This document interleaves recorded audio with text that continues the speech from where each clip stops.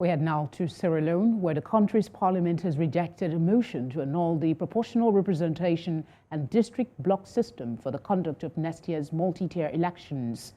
According to Parliament communications, the members of Parliament rejected the private members' motion proposed by Honorable Musa Fofana and seconded by Honorable Brima Mansaray to annul two statutory instruments. It adds that the private members' motion on the annulment of the two statutory instruments has procedurally failed to garner 2/3 of the votes to be cast by members of Parliament in its favor.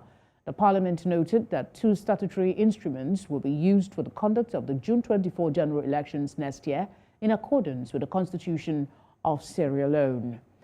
To discuss this, we are joined by Paul Kamara. He is the chairman, People's Alliance for Reproductive Health Advocacy in Sierra Leone. Many thanks for joining us on the news. The Parliament has rejected a motion to annul the proportional representation and district block system for the conduct of next year's multi-tier elections. Please give us a background to how this happened. Okay, thank you very much. Thank you for having me as guest.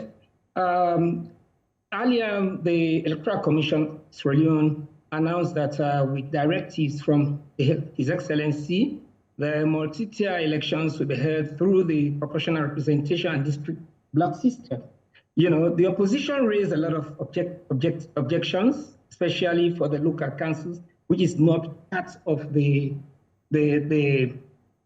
Section 38A of the Sierra Leone Constitution Amendment Act of 2001, which states that we are under any law for the time being in force. A date for a general election of members of Parliament has been appointed, but constituencies have not been established in accordance with subsection 3 of Section 38 for the purpose of election. The President may, after consultation with the Electoral Commission, decide or direct that such election should be held or conducted on a basis of the existing district. And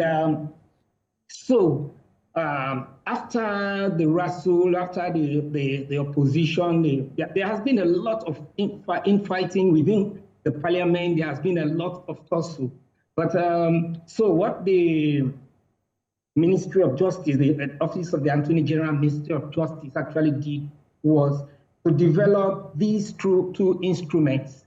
And one of them is the Public Elections Local Councils Proportional Representation System Regulations 2022 Statutory Instrument of number 13 of 2022. That is for the local council elections to be held under the proportional representation system, and these public elections, district block proportional representation system regulations 2022 statutory instrument number 14 of 2022, which also provides for holding the elections of for parliament under the district block system.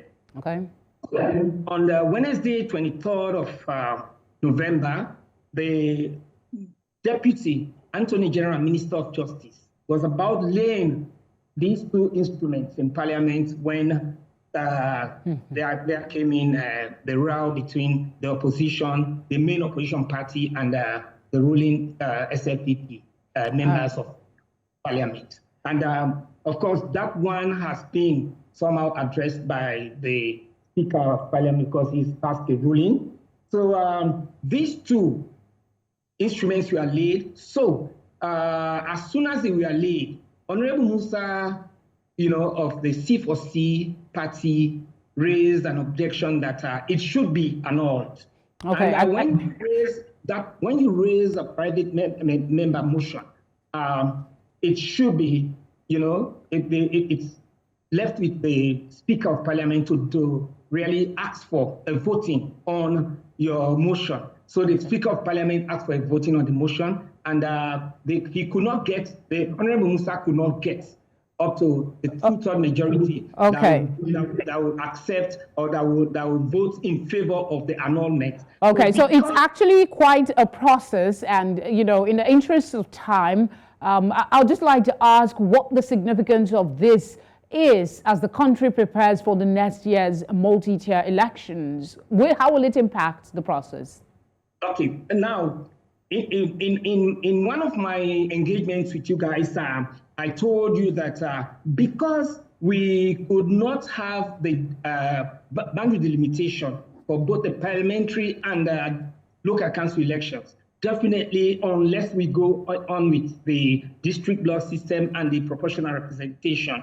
So, and if that is not the case, if these two instruments are not laid in parliament and approved for the elections to be held under these two systems, definitely it will create a problem thereafter.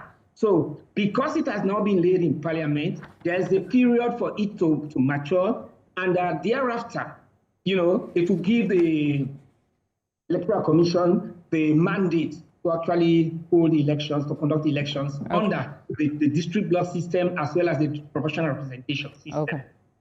All right, thank you very much, Paul Kamara, for speaking with us. Thank you for hosting me.